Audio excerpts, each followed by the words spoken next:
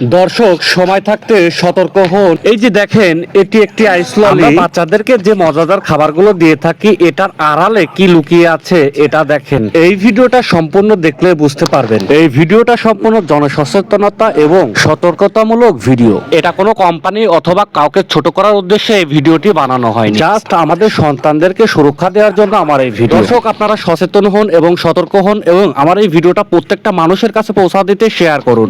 দর্শক দেখেন, সাদা কাপড়টির কালার কিভাবে হলুদ হয়ে গেছে। দর্শক আপনারা চাইলে এই পরীক্ষাটি আপনাদের বাসায় করতে পারবেন। দর্শক অবশ্যই কমেন্ট করে জানাবেন আমাদের ছোট্ট সোনামণিদের এই খাবারটি খাওয়ানো ঠিক হবে কিনা। দর্শক আমরা এটি আরো ভালোভাবে পরীক্ষা করার জন্য একটি গ্লাসে সাদা পানি নিয়ে নিয়েছি এবং গ্লাসটিতে দেখেন কিভাবে আমরা এই আইস ললির ছাকা কাপড়টি আমরা সাদা পানিতেও ধোয়ার চেষ্টা করি কালারটি উঠানোর জন্য।